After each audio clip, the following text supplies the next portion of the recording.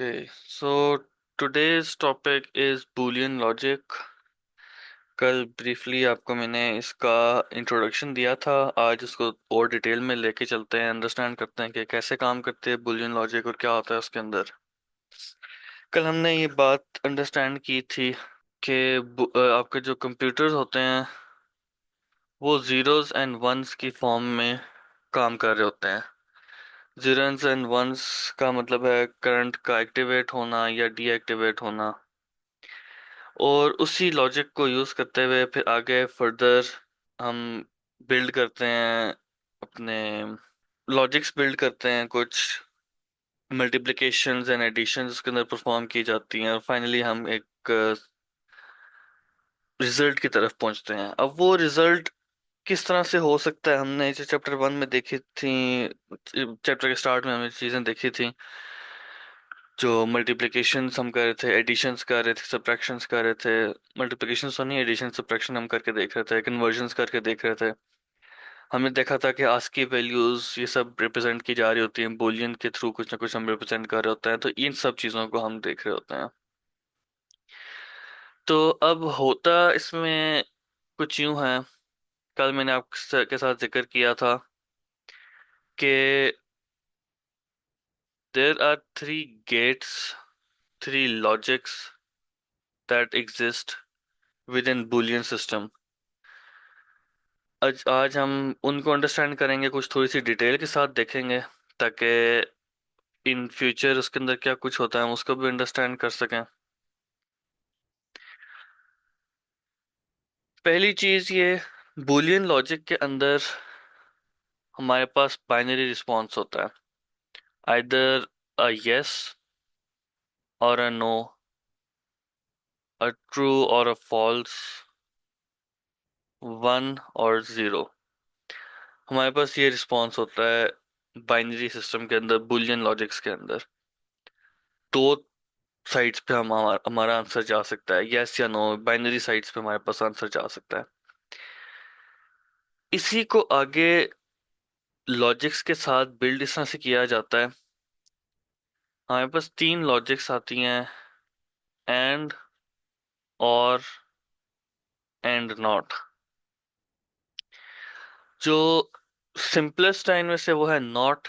जो भी आपके पास इनपुट आ रहा होता है उसको आप इन्वर्ट कर दो, which means A bar in this case, तो वो आपके पास नॉट गेट होता है। अगर आपके पास वन आ रहा है तो नॉट गेट के बाद वो जीरो हो जाएगा।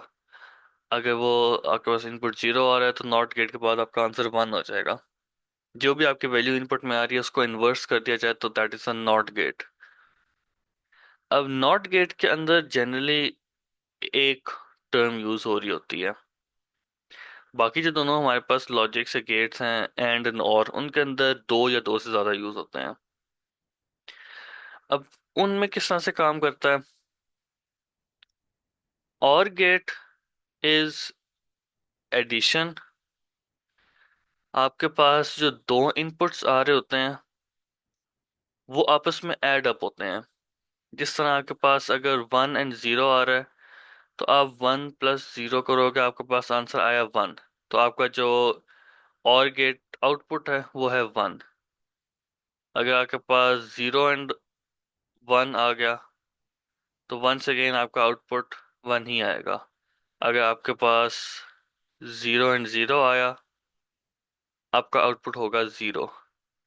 बट इन द सिनेरियो जब आपके पास वन एंड वन आ जाए, तो इंस्टेड के हम उसको बुलियन टू लिखें, बाइनरी टू लिखें, या फिर हम दूसरा वाला टू लिखें, हम उसको वन ही कंसिडर करते हैं। इन लॉजिक गेट्स जब आपके पास और गेट के अंदर वन प्लस वन होता है तो उसको हम जस्ट वन रिप्रेजेंट करते हैं। तो इससे आपके पास एक टेबल बिल्ड किया जा सकता है जिसमें आप अपने इनपुट्स और उसके मुताबिक जो आपके पास आउटपुट आ रहा है वो लिखते हो। तो इस स्ट्रक्चर को कुछ इस तरह से हमारे पास बिल्ड होगा। If we have zero and zero, one zero, zero one, one one, इस कुछ इस तरीके से आपका ये स्ट्रक्चर बिल्ड होता है। जब 0 एंड 0 है, दोनों को ऐड किया तो हमारे पास 0 आएगा। 1 एंड 0 1, 0 1 1, 1 1, अगेन 1। अब यहाँ पे हम देख सकते हैं कि अनलेस के आपके पास दोनों इनपुट्स या सारे इनपुट्स 0 हों, आपका आउटपुट हमेशा 1 आएगा। एक भी इनपुट आपके पास 1 आ गया, आपका आउटपुट उसमें 1 आएगा। ये हमने स्ट्रक्चर बनाया है, इस स्ट्रक्चर को कहा जाता है ट्रुथ टेबल। आपके पास यहाँ पेज पे बना हुआ भी है, जिसमें फॉल्स ट्रूथ लिखे हुए हैं। मैंने वंस एंड जीरोस यूज किए हैं, यहाँ पे ट्रू फॉल्स लिखा हुआ है। 1 ट्रू होगा, 0 फॉल्स होगा। तो इस तरह के स्ट्रक्चर को हम कहते हैं ट्रुथ टेबल। अब हम देख लेते हैं कि हमारे पास एंड गेट में क्या होता है। And gate is multiplication. आपके पास जो भी इनपुट आप प्रोवाइड कर रहे हो, वो आपस में मल्टीप्लाई होके आपको एक आंसर देंगे। अब इस केस में हमारे पास जो हमने और गेट में देखा, उसका इन्वर्स एक तरह से ऑलमोस्ट इन्वर्टेड सिचुएशन बन जाएगी। वहां पे हमने देखा कि एक भी इनपुट अगर हमारे पास 1 आ जाए तो आउटपुट 1 आता है। यहाँ पे एक भी इनपुट 0 आ जाए तो आउटपुट 0 आएगा। 1 एंड 0 अगर आपके पास आ रहा है, 1 × 0 आपके पास आउटपुट 0 आ गया। अगर आपके पास 0 एंड 1 आ रहा है तो अगेन 0 × 1 0 आ गया। अगर आपके पास 0 एंड 0 है, स्टिल 0। अगर आपके पास 1 एंड 1 है, तो उस केस में 1 × 1 आपके पास आउटपुट 1 आ जाएगा। अब इसका भी ट्रुथ टेबल बना के देखते हैं।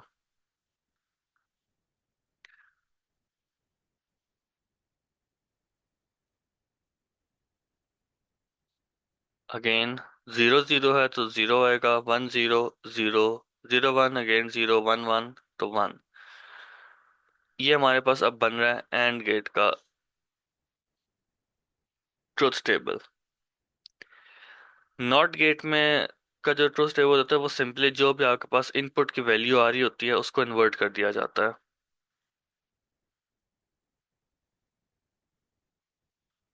आपके बुक में जो टेबल बना हुआ है उसमें सारी वैल्यूज डुप्लीकेट हुई हुई, बिकॉज ए भी 2 दफा शो हो रहा है ट्रू में, और फॉल्स में बी भी 2 दफा शो हो रहा है, इसलिए वहां पे 4 वैल्यूज रिप्रेजेंट हो रही हैं।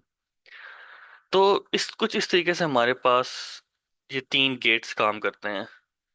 इसमें हमारे पास एंड गेट है मल्टीप्लिकेशन, और गेट है एडिशन, नॉट गेट है इन्वर्जन। अब इसका जो वेन डायग्राम में हमारे पास रिप्रेजेंटेशन की जा रही है, उसको हम देख के अंडरस्टैंड कर लेते हैं।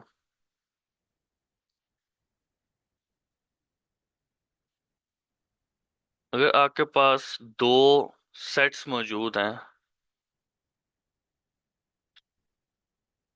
इन दोनों में अगर आप रिप्रेजेंट करना चाह रहे हो ए मल्टीप्लाई बाय बी या फिर एंड, तो वो होता है ए इंटरसेक्शन बी। दोनों में जो कॉमन आइटम्स हैं, जो कि आपके पास ये सेंट्रल पार्ट बनता है, जस्ट दिस सेंट्रल पार्ट। अगर आप, ये हो गया हमारे पास एंड गेट। अगर आप और गेट देखना चाहते हो तो that is A union B. दोनों सेट्स के जितने भी वैल्यूज हैं, all of those values combined, that is represented by A union B or gate. अगर आप इन्वर्जन देखना चाहते हो तो that is a different story. Inversion हमारे पास यहाँ पे नॉट गेट उन्होंने शो किया ए माइनस बी के फॉर्म में। That is not actually how a not gate works. The way it works is, ए का इनवर्स वेन डायग्राम में जो आपके पास यूनिवर्सल सेट और ये सिचुएशन बनते हैं, इसमें if this is A, then everything outside of A is within A inverse। तो यहाँ पे जो आपके पास डायग्राम बनी हुई है, that is A minus B, but A minus B is not equal to A inverse. तो इसको आप करेक्शन अपने पास नोट कर लीजिएगा, इसकी भी देख लीजिएगा।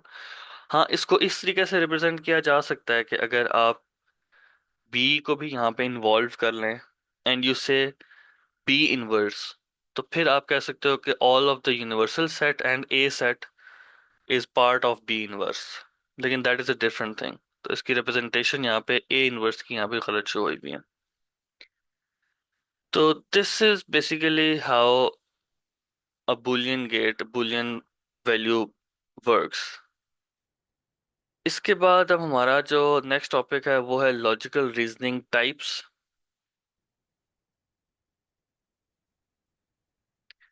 The logical reasoning questions of whether verbal or non-verbal. The concepts and issues in verbal logic reasoning questions are stated verbally. To attempt such questions, first the provided language or paragraph must be read, comprehended. Basically आपके पास अगर verbal reasoning मौजूद है तो उसके अंदर आपको कोई statement given होगी। नॉन वर्बल है तो उसके अंदर कुछ डायग्राम्स या कुछ रिप्रेजेंटेशंस गिवन होंगे। ये दो हमारे पास यहाँ सिनेरियोज होते हैं। अब वर्बल रीजनिंग किस तरह से, जैसे हमने लास्ट ईयर भी एग्जांपल डिस्कस की थी, इस साल भी की है। You enter a room and there is puddle of water on the floor. तो अब आपने इसको कैसे जज करना है? इसके साथ आपने लॉजिकल रीजनिंग यूज करनी है। There is an empty glass of water right next to it. तो आप यहाँ पे एक लॉजिकल रीजनिंग बिल्ड कर सकते हो। आपको ये सिनेरियो अगर वर्बल वर्डिंग की फॉर्म में गिवन है तो दैट इज हाउ यू जज इट इन दिस सिनेरियो। अब इसको will take the example in the book ताकि आगे लेटर ऑन भी आसान रहे। अमंग थ्री कलर्स, तीन कलर्स हमारे पास डिस्कस हो रहे हैं, red, blue and green. Aiza, Uzair and Luqman each have different favourite. अब यहाँ पे हमने, हमारे पास तीन नेम्स आ गए, Aiza, Uzair and Luqman. There are three colours, R, G and B. Aiza does not like green. तो अब यहाँ पे हम बिल्ड कर सकते हैं साथ साथ, ग्रीन नहीं पसंद तो इसका मतलब है या तो रेड होगा या फिर ब्लू होगा। Uzair's favourite colour is blue. Luqman does not like red. तो डज नॉट लाइक रेड का मतलब है कि green and blue.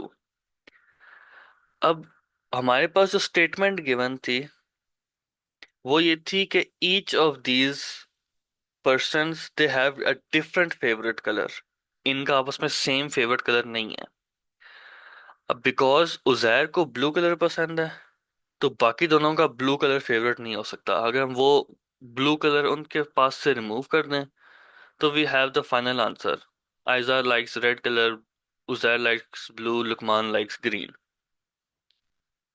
This is how a statement is given to you in a verbal logical question या वर्बल लॉजिकल रीजनिंग क्वेश्चन, और उसको इस तरीके से हम लेके बिल्ड करते हैं। From second clue, it is clear Uzair's favorite color is blue, therefore the other 2% cannot have blue. From first clue, we have Aiza does not like green and blue color is already favorite of Uzair, so left we are left with red. वही हमने logic यहाँ पे use की। लुकमान के case हमने वही again logic use की कि रेड और ग्रीन ऑलरेडी हो, रेड और ब्लू हो चुके हैं, green is only left option. अब नेक्स्ट जो क्वेश्चन है, अच्छा by the way, those of you who will be inshallah applying for armed forces और such institutes, वहाँ पे इस तरह के क्वेश्चंस आते हैं जो कि इंटेलिजेंस टेस्ट का पार्ट होते हैं कि आप लॉजिकल रीजनिंग बिल्ड कर सकते हो या नहीं कर सकते। तो वहाँ पे इस तरह के सिनेरियोज गिवन होते हैं। ये तो स्टिल बहुत सिंपल था, इससे थोड़ा ज़्यादा कॉम्प्लेक्स होता है लेकिन इस तरह के सिनेरियोज गिवन होते हैं। जो अगला क्वेश्चन है, this is also a very common, इस तरह के बहुत कॉमनली क्वेश्चंस आते हैं हमारे पास। अब हम नेक्स्ट क्वेश्चन करके देखते हैं कि उसमें क्या गिवन है। अब इसमें हमें सिनेरियो गिवन है पिक्चर्स की फॉर्म में, इसमें कोई वर्बल डिस्क्रिप्शन नहीं है। हमें जस्ट सीक्वेंस को देखना है और फिगर आउट करना है कि नेक्स्ट हमारे पास क्या स्टेप आएगा। We have shapes, square, triangle, circle, square, triangle and circle, square, triangle, and a question mark. Then we have numerical order here as well. Generally जो इस तरह के क्वेश्चन आर्म फोर्सेस के टेस्ट में आते हैं तो उसमें कभी कभार ये हमारे आपके पास न्यूमेरिकल ऑर्डर गिवन नहीं होता। ऊपर की जो शेप्स हैं इस तरह की शेप्स गिवन होंगी। आपने बताना होगा कि इस यहाँ से सीक्वेंस को जज करते हुए नेक्स्ट वैल्यू हमारे पास क्या एक्सपेक्टेड है। तो आप देख सकते हो यहाँ पे सीक्वेंस क्या है। The first value is a square. It is always followed by a triangle which is always followed by a circle. ये हमारे पास एक सीक्वेंस गिवन है।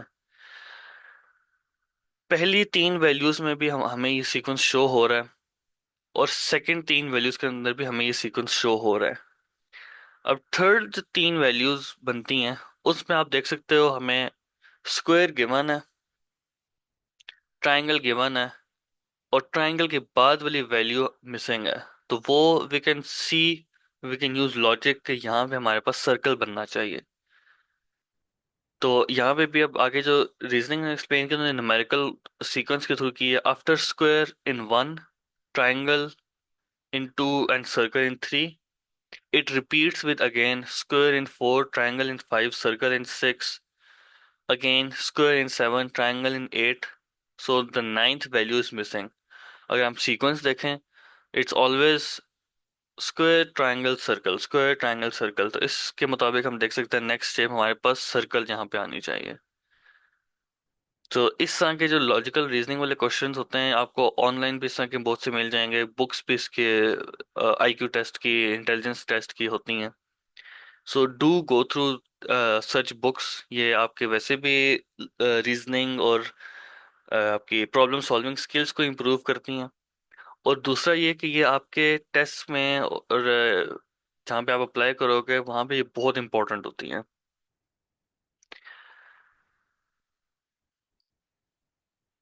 अब नेक्स्ट हमारा टॉपिक है स्टैंडर्ड एल्गोरिदम्स। हमने प्रीवियसली भी देखा था एल्गोरिदम्स का कुछ थोड़ा सा जिक्र हुआ था हमारे पास। अभी यहाँ पे हम उन्हीं एल्गोरिदम्स को इन डिटेल देखेंगे। In computational thinking, standard algorithms are fundamental methods used to solve common problems. So we have algorithms to be discussed now. Understanding these algorithms helps to develop problem solving skills and provides a foundation for more complex programming tasks. Following are some standard algorithms. अभी हम moving on कुछ basic algorithms discuss करने लगे हैं। These algorithms are very commonly used in programming. बहुत common use होते हैं। आपने लास्ट ईयर भी डेटाबेस का एक टॉपिक पढ़ा था चैप्टर 4 में। तो डेटाबेसेस के अंदर को सॉर्ट करने के लिए भी यूज होता है। जो भी डाटा आपके पास आ रहा है, क्रिप्टो करेंसी जो ब्लॉकचेन होती है उसमें ये यूज होते हैं। और इस data, big data, data science, different scenarios के अंदर यूज हो रहे होते हैं।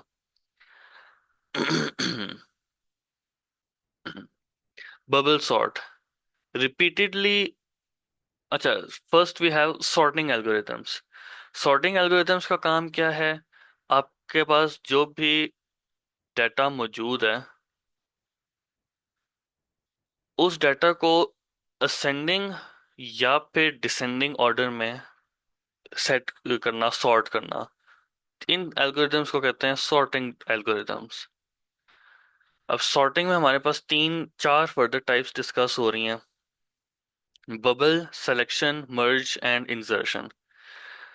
जो बबल सॉर्ट है उसमें कुछ ऐसे काम होता है कि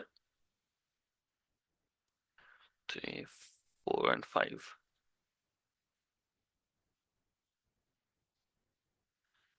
The way bubble sort works is it repeatedly steps through the list, compares adjacent elements and swaps them if they are in the wrong order। पहले दो आइटम्स को बबल सॉर्टिंग एल्गोरिथम देखेगा। अगर उनका ऑर्डर ठीक नहीं है तो उनको आपस में स्वैप कर देगा। In this case we are considering an ascending order. तो अब यहाँ पे आप देखो 1 and 5 असेंडिंग ऑर्डर में है, यहाँ पे कोई भी स्वैपिंग नहीं होगी। नेक्स्ट हम देखते हैं अगले दो को 5 and 4। यहाँ पे असेंडिंग ऑर्डर नहीं है। तो अब वन तो वहीं पे हमारे पास रहा था, पहले पहले केस में 1 5 4 3 2, ये हमारे पास सीक्वेंस बना था। सेकंड स्टेप में उसने नेक्स्ट दो को देखना है, तो वन फिक्स हो गया, 4 एंड 5 को वो स्वैप कर देगा, देन 3 एंड 2। अगले स्टेप में थर्ड एंड फोर्थ वैल्यू को कंपेयर करेगा, विच is in this case 5 and 3।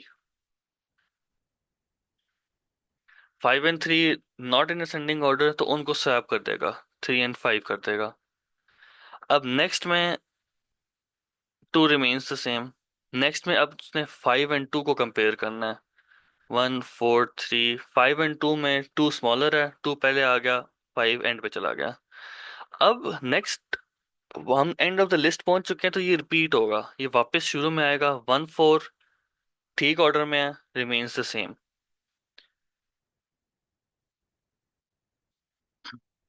अब नेक्स्ट हमारे पास अगली दो वैल्यूज हैं, 4 and 3। 4 and 3 not in the correct order, तो उनको वो ठीक कर देगा। फिर अगली दो वैल्यूज हैं 4 एंड 2, उनको स्वैप करेगा, 2 एंड 4। हम देख सकते हैं लास्ट वैल्यू हमारे पास ठीक ही आ रही है, 1 और 5 हमारे पास करेक्ट पोजीशन में पहुंच चुके हैं, एंड 4 इज वेल। इनको कंपेयर करने के बाद अब वो अगेन फर्स्ट वैल्यूज पे आ जाएगा। 1 एंड 3 हमारे पास अगेन सही ऑर्डर में है, लेकिन 3 एंड 2 सही ऑर्डर में नहीं है। अब नेक्स्ट में उसने 3 एंड 2 को स्वैप करना है, तो अब उनको करेगा 1 2 3 4 एंड 5। हमारे पास एक करेक्ट ऑर्डर अब बिल्ड हो गया। This is how bubble sort works. It keeps on swapping the values of two adjacent positions, अगर वो सही ऑर्डर में ना हो। इसको बहुत ध्यान से अंडरस्टैंड करना है, this algorithms are very important.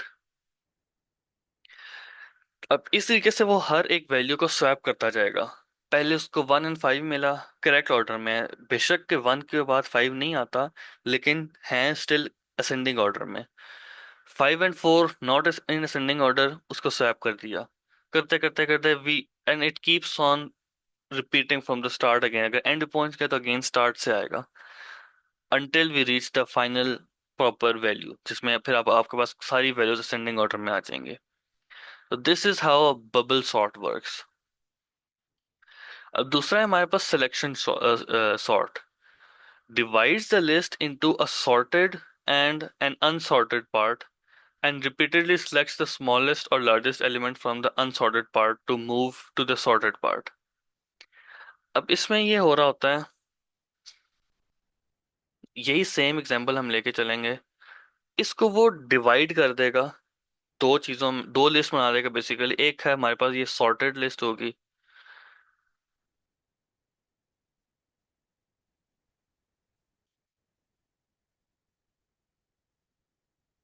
Something like that.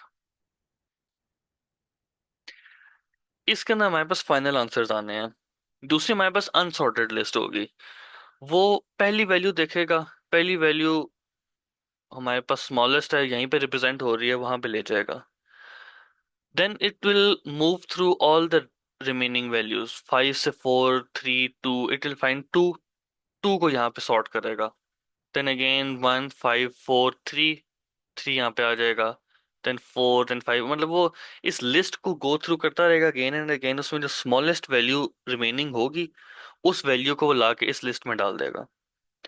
So the way selection sort works is, एक वो एम्प्टी लिस्ट बनाएगा जो कि सॉर्टेड है, दूसरी वो अपने पास रखेगा अनसॉर्टेड लिस्ट।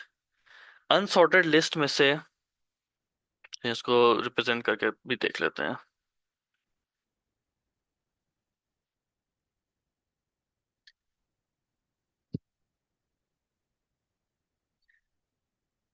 टॉप ऊपर हमारे पास है अनसॉर्टेड लिस्ट, नीचे है हमारे पास sorted. The way this selection sort will work is, it will go through this list and it will find the smallest value, in this case 1। और हमारी जो sorted list है उसके अंदर वो लेफ्ट मोस्ट पे इसको प्लेस कर देगा। जब वो यहाँ पे 1 को प्लेस कर देगा तो फिर पीछे चार वैल्यूज रह गई हैं, इनमें से अगेन वो गो थ्रू करेगा और ढूंढेगा स्मॉलेस्ट वैल्यू विच इज 2। वो 2 को नेक्स्ट प्लेस पे रख देगा। Now we have three values, यहाँ से स्मॉलेस्ट को फाइंड करेगा थ्री। थ्री यहाँ प्लेस कर दिया। फिर फाइव फोर में से फोर, देन लास्ट वैल्यू हमारे पास रहेगी फाइव। तो इस तरीके से हमारे पास सिलेक्शन सॉर्ट काम करता है कि वो थ्रू आउट सेलेक्ट कर रहा होता है हमारे पास वैल्यूज जो कि स्मॉलेस्ट हैं उनको उस जगह पे जाके प्लेस करता रहता है। नेक्स्ट हमारे पास अब आता है मर्ज सॉर्ट। मर्ज सॉर्ट के अंदर जो आपके पास कंप्लीट लिस्ट है, one, five, four, three and two, in this case मैं सिक्स भी ऐड कर रहा हूँ उसमें ताकि हमारे पास इवन नंबर बन जाए। Actually not six, let's remove one value.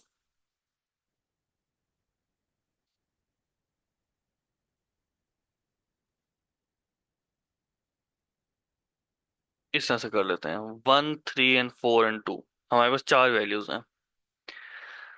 What merge sort will do is it will bifurcate the set that we have. Bifurcate करेगा, हमारे पास दो सेट्स बन जाएंगे, वन एंड थ्री, दूसरा है four and two. Merge sort will keep on bifurcating, keep on dividing the sets until you have only two values in one set. जब सिर्फ to values रह जाएंगे तो उनको उस टाइम पे सॉर्ट कर देगा। अब इस पे हम देख सकते हैं one and three, four and two. One and three is right, four and two को वो टू एंड फोर में कन्वर्ट कर देगा।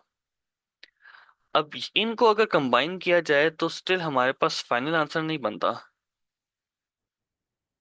अब वो क्या करेगा, वो एक और हाफ बिल्ड करेगा लेकिन इस हाफ के अंदर दरमियान की दो वैल्यूज और एजेस की दो वैल्यूज लेगा, one and four, three and to.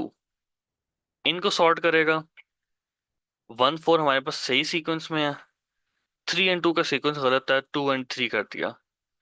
Now जहां से इसने इन वैल्यूज को उठाया था उन्हीं जगहों पे वापस सॉर्ट उनको फिट कर देगा। टू को उठाया था इसने, थ्री को उठाया था इस जगह से, लेकिन वैल्यूज स्वैप हो गई हैं तो यहाँ पे अब टू आ जाएगा। टू उठाया हमारे पास थर्ड पोजीशन से, जहाँ पे अब हमने थ्री को प्लेस कर दिया तो वहां पे थ्री को प्लेस कर देगा, and four and one remain the same. हमारे पास एक प्रॉपर सीक्वेंस बिल्ड हो जाएगा। लास्ट है हमारे पास इंसर्शन सॉर्ट। इंसर्शन सॉर्ट के अंदर an in-place sorting algorithm that builds the final sorting array one element at a time, shifting elements greater than the current element to the right. Basically ये इस तरह से काम कर रहा होता है। आपके पास वही एग्जांपल हम ले लेते हैं, one, five, four, three, two. अब the way this one will work is, instead ये सिमिलर इसकी काम है जो सिलेक्शन सॉर्ट का हो रहा होता है, सेलेक्ट करेगा वैल्यू को, लेकिन इंस्टेड के ये नया सेक्शन बिल्ड करे, नया नई लिस्ट बिल्ड करे, ये इसी के अंदर वैल्यूज को मूव अराउंड करेगा। The way it will work is, it will go through this, find the smallest value and move it to the rightmost place. Already one हमारे पास राइट मोस्ट प्लेस पे मौजूद है, दोबारा जाएगा उससे अगली वैल्यू देखेगा विच इज टू। अब टू को it will select the value, or not, it will select the value 2, it will move it to the right of the smallest value that we had, और बाकी सारी values को वो on the right shift कर देगा। फिर smallest value ढूंढेगा which is in this case three. Three का वो अगली पोजीशन पे लेके आएगा और बाकी जो वैल्यूज हैं उनको आगे मूव कर देगा। Then we have four. Four को नेक्स्ट पोजीशन पे लेके आएगा और जो वैल्यूज मौजूद हैं उनको आगे मूव कर देगा। तो इस तरह के तरीके से मूव अराउंड करके हमारे पास सारी वैल्यूज सॉर्ट हो जाएंगी। तो ये थे हमारे फोर सॉर्टिंग एल्गोरिदम्स